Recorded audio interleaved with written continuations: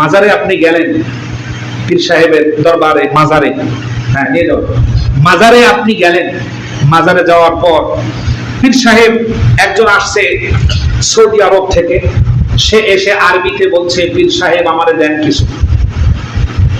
আরেকজন আসছে ইন্ডিয়া থেকে, সে এসে হিন্দিতে বলছে পীর সাহেব আমারে দেন কিছু। আরেকজন এসছে পাকিস্তান থেকে, সে এসে উর্দুতে বলছে পীর সাহেব আমাকে দেন কিছু। আরেকজন আসছে তুর্কিস্তান থেকে, সে এসে তুর্কি ভাষায় বলছে পীর সাহেব আমাকে দেন কিছু। আরেকজন এসেছে আমেরিকা থেকে, সে এসে ইংরেজিতে বলছে পীর সাহেব আমাকে দেন কিছু। আরেকজন এসেছে গুজরাট থেকে, আরেকজন এসেছে মালয়েশিয়া থেকে, আরেকজন এসেছে থাইল্যান্ড থেকে, সে এসে থাই ভাষায় বলছে পীর সাহেব আমাকে দেন কিছু।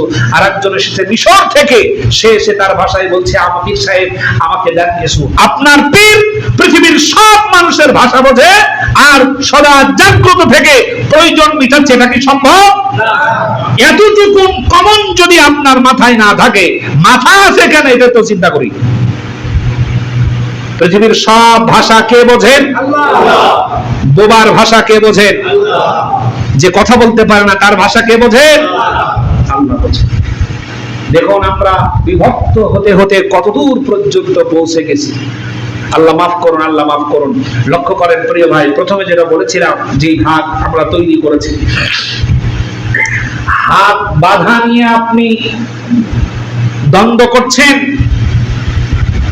আপনি হাত বাধা নিয়ে দ্বন্দ্ব করছেন, জবাব দেন।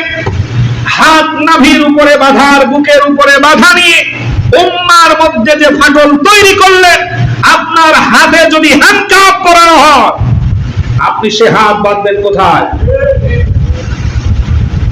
কথা শুনতেছেন? ইসলামী আন্দোলন করতে গিয়ে যদি আপনার হাতে হ্যান্ডকাপ পরানো হয়, সে হাত আপনি কোথায় বাঁধবেন?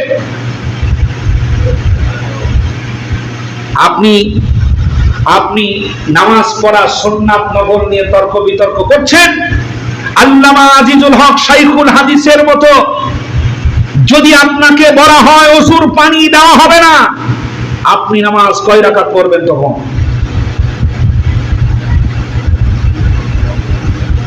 কি নিয়ে মারামারি করতে গিয়ে রুহামা উবাইনাহুম, একে অপরের ভালোবাসা থেকে আমরা দূরে সরে গিয়ে গোটা মুসলিম উম্মাহটাকে বিপদের মধ্যে ফেলে দিচ্ছি।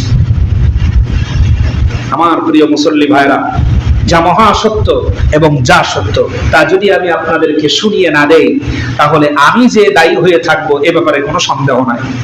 লক্ষ্য করুন, ছোট্ট একটি কথা বলে শেষ করি।